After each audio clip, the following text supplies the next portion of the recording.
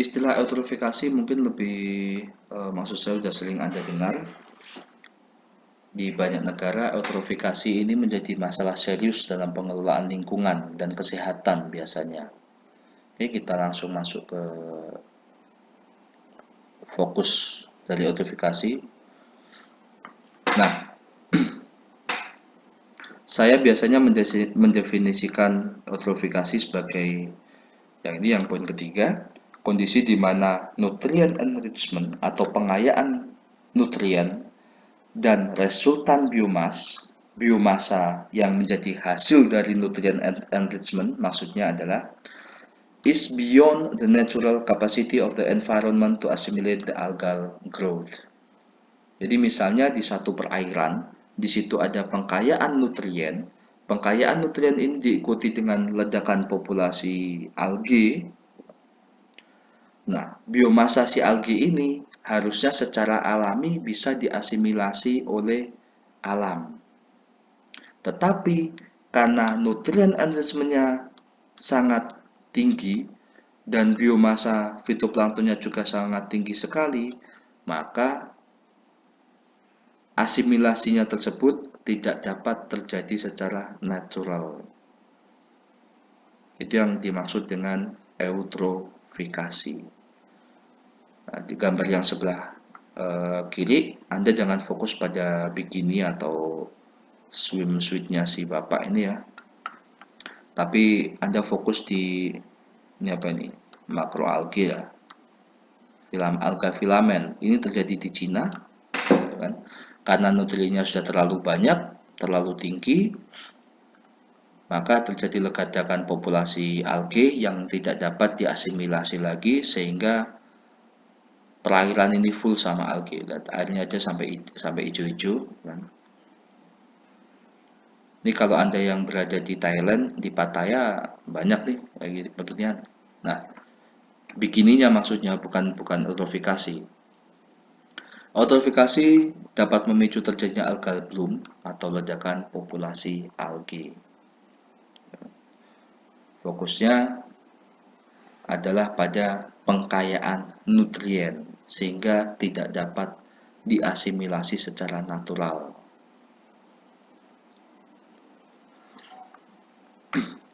Fitoplankton blooms secara alami biasanya terjadi di coastal water ya, bisa diakibatkan oleh fluktuasi nutrien esensial, misalnya nitrat, fosfat, dan silikat, baik dari oceanographic upwelling, terjadinya proses upwelling, atau karena ada aliran dari sungai. Eutrofikasi tidak harus terjadi secara artificial atau karena faktor antropogenik, tapi banyak juga eutrofikasi itu terjadi secara alamiah. Di sini disebutkan misalnya oleh upwelling atau oleh runoff dari sungai. Bedanya biasanya kalau eutrofikasi yang terjadi secara alamiah itu dapat terasimilasi secara natural. Kalau yang antropogenik biasanya lebih susah untuk terasimilasi karena jumlah dari esensial nutrien itu umumnya amat sangat tinggi kalau misalnya eutrofikasi itu terjadi karena faktor antropogenik atau faktor manusia. Nah, terkait dengan eutrofikasi, Anda akan sering ketemu dengan istilah red tide atau pasang merah, kan? Di situ disebutkan bahwa red tide adalah suatu common name, nama umum untuk suatu fenomena yang dikenal sebagai blooming algae atau large concentration of aquatic microorganism. Dan yang namanya red tide itu unrelated to movement of the tide. Sekalipun namanya pasang merah, tapi nggak ada hubungannya dengan arus atau pasang surut. Red tide, masih namanya adalah pasang merah, tidak harus selalu berwarna merah dan bisa jadi tidak terjadi perubahan warna pada air atau discoloration at all. bloomingnya red tide itu bisa berwarna merah, bisa berwarna hijau, ungu, kuning, coklat, biru, warna susu, or even colorless. Tergantung pada pigmen dari plankton yang mengalami blooming. Kalau dia pas bloomingnya itu banyak warna hijaunya, ya red tide-nya atau plankton bloomnya itu akan berwarna hijau. Kalau dia punya pigmen warna merah, ya merah, dan seterusnya. Nah, ini beberapa contoh yang sudah pernah terjadi ya, red tide. Yang kebetulan yang saya pasang di sini gambarnya yang berwarna merah. Anda bisa lihat air sungai, air lautnya berwarna benar-benar merah seperti ini atau orange, tergantung pada pigmen dari plankton yang mengalami blooming. Ini bukan airnya dikasih pewarna, bukan, tapi karena memang planktonnya yang mengalami blooming, pigmennya dominan warna tertentu, nah jadilah semacam ini. Nah, impact dari eutrofikasi dan alga bloom yang paling utama itu adalah can cause large daily variation in alkalinity and dissolved oxygen. Jadi algal blooms itu menyebabkan variasi pH dan kandungan oksigen terlarut ini yang sangat fluktuatif. Fluktuasinya sangat tinggi pada saat siang dan malam. Pada saat siang, alga yang mengalami blooming itu kan dia bisa berfotosintesis. Fotosintesis prosesnya meremove karbon dioksida dari air. Yang terjadi adalah pH akan mengalami peningkatan, fotosintesis menghasilkan oksigen, oksigen dalam kolom air berlebih sampai terjadi kondisi supersaturasi atau kejenuhan yang sangat tinggi dari oksigen. Seakan-akan kalau siang hari algal bloom ini sangat bermanfaat ya, karena mengurangi karbon dioksida dan menghasilkan oksigen. Tetapi masalah itu akan terjadi pada saat malam hari. Saat malam, jangan lupa bahwa algae itu adalah tanaman, jadi dia bisa melakukan cellular respiration, dia bisa melakukan respirasi. Respirasi bahan bakarnya itu adalah oksigen. Oksigen yang tadi diproduksi pada saat siang hari akan di take over kembali pada saat malam, digunakan untuk respirasinya dari si algae. Impact-nya adalah biasanya oksigen itu fall to quite low concentration. Konsentrasi DO atau oksigen terlalu di perairan itu menjadi turun dengan sangat drastis.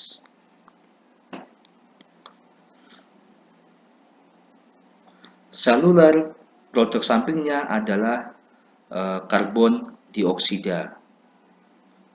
Kalau karbon dioksida terlalu banyak di perairan, maka yang terjadi adalah penurunan pH atau peningkatan keasaman. Dampaknya bagi organisme lain, konsentrasi oksigen yang sangat rendah pada saat malam, bisa menyebabkan stress on fish and other aquatic organism, mengakibatkan stres, mengakibatkan gangguan bagi ikan dan organisme akuatik lainnya. Ini satu impact. pH yang rendah umumnya juga bersifat tidak bagus untuk organisme perairan. Itu impact yang kedua. Impact yang ketiga, pada saat bloomingnya udah selesai gitu kan, bloomingnya udah selesai, nutrien sudah habis, maka yang terjadi adalah kematian massal dari alga yang mengalami blooming. Secara alamiah akan terjadi proses dekomposisi dari sel-sel yang tadinya blooming mati semua, terjadi dekomposisi di situ. Nah, dekomposisi bisa terjadi secara aerob maupun anaerob. Kalau kondisi di perairan oksigennya sudah sangat rendah, maka kemungkinan akan terjadi dekomposisi secara anaerob. Dan dekomposisi anaerob, produk sampingnya adalah hidrogen sulfida dan metana. Ini produk akhirnya. Seperti kita tahu, metana dan hidrogen sulfida ini memang dalam jumlah kecil diperlukan, tetapi kalau dalam jumlah banyak bisa menjadi toksik untuk organisme akuatik. Pada saat hidup, si alga yang mengalami blooming, siang hari dia memproduksi oksigen dalam jumlah besar, malam harinya oksigennya dihabisin lagi, kan? Dan proses dekomposisinya dia itu cenderung terjadi secara anaerobik, menghasilkan hidrogen sulfida dan metana yang bisa bersifat toksik untuk organisme perairan. Ini bahaya dari kalau misalnya terjadi eutrofikasi. Mungkin Anda pernah dengar di daerah Jawa Barat terutama ya, di keramba apung itu sering terjadi kematian massal ikan. Nah, kematian massal ini diduga disebabkan oleh eutrofikasi yang akhirnya mengakibatkan blooming algae. Blooming algae-nya menghabiskan oksigen plus produksi hidrogen sulfida pada saat dekomposisi menjadi racun pada ikan.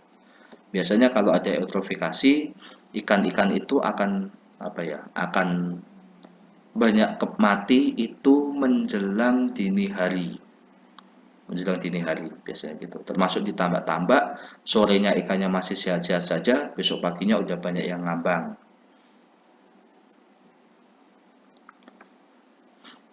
Berikutnya adalah impact dari plankton bloom.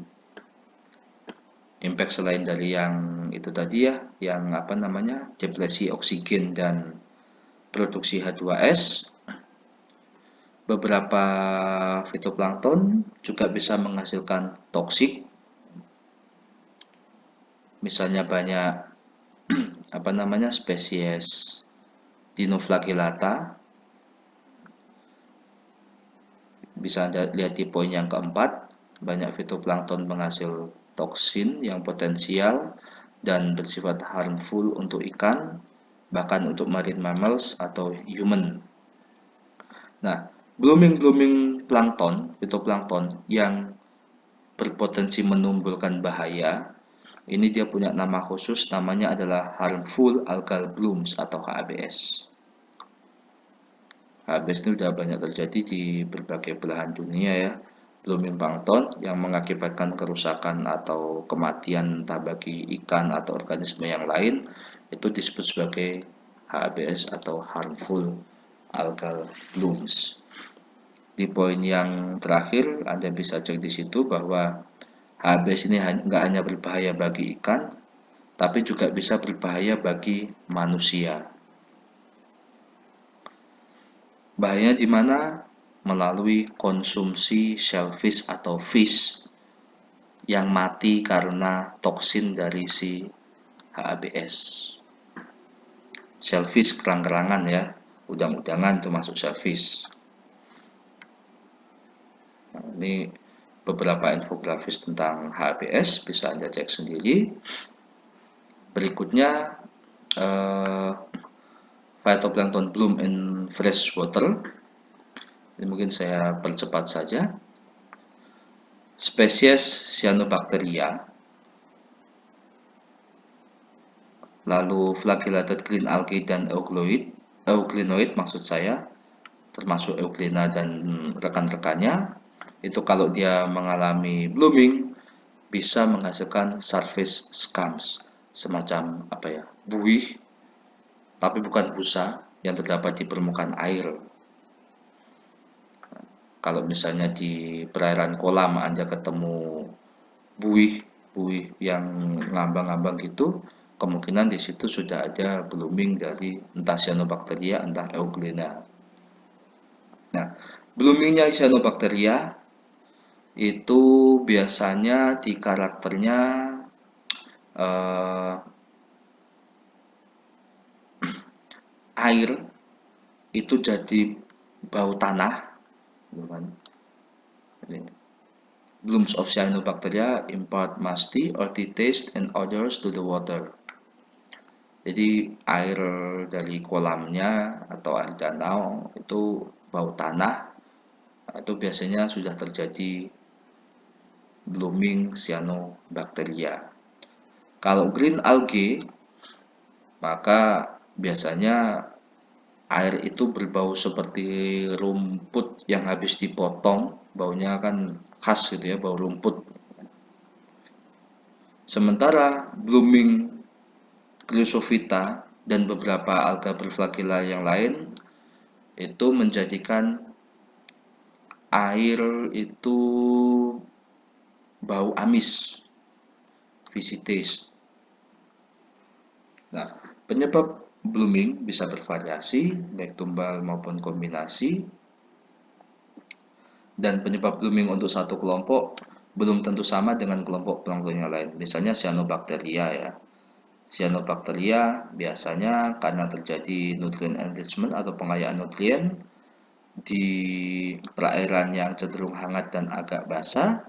Sementara untuk chrysophyt biasanya bloomingnya terjadi di perairan yang oligotrofik. Khusus untuk cyanobacteria, blooming umumnya disebabkan oleh konsentrasi hara fosfat atau fosfor. Ini blooming cyanobacteria di freshwater. Biasanya cyanobacteria itu cenderung suka perairan yang calm, tenang, dan non-turbulen. Tidak terlalu ada turbulen ya. Lebih suka di perairan yang sifatnya lentik atau perairan yang tidak mengalir. Dan penyebab bloomingnya misalnya untuk fosfor at least 10 mikrogram per liter untuk Rhodochrocales. Level of nitrogennya sekian untuk Rhodochrocales, nitrat untuk yang lain. Lalu retention time lebih dari 2 weeks. Ketersediaan cahaya, level turbiditas, salinitas, dan pH. Mungkin yang agak belum familiar di sini ya, retention time ini. Maksudnya retention time ini adalah waktu yang diperlukan supaya air di dalam badan perairan itu bisa tersirkulasi secara penuh. Contoh gampangnya, kolam di depan biologi yang ada jembatannya itu, katakanlah volumenya adalah 100 meter kubik. Nah, dalam kondisi alamiah, berapa lama waktu yang diperlukan supaya air yang sebanyak 100 meter kubik tadi itu bisa terganti oleh air yang baru? Itu namanya adalah retention time. Misalnya Danau Toba itu kalau nggak salah retention time-nya adalah selama 5.000 tahun. Ada banyak sungai yang masuk ke Danau Toba, sungainya ini mengalirkan air baru. Nah, air baru itu baru bisa mengganti keseluruhan air Danau Toba itu dalam waktu kurang lebih 5.000 tahun. Semakin lama retention time, maka semakin besar kemungkinan untuk terjadinya blooming cyanobacteria. Untuk blooming cyanobacteria yang dikhawatirkan itu adalah kemungkinan terjadinya toksin yang dilepaskan oleh cyanobacteria yang mengalami blooming. Seperti kita tahu, banyak cyanobacteria itu bisa menghasilkan racun yang bersifat hepatotoksin atau neurotoksin. Nah, ini kalau misalnya cyanobacteria yang memproduksi toksin ini terdapat dalam jumlah yang melimpah, otomatis akan semakin banyak toksin yang dihasilkan. Sampai di sini dulu ya untuk Cyanobacteria bloom in freshwater. Untuk topik selanjutnya, presentasi selanjutnya akan saya sambung di video yang lain. Terima kasih.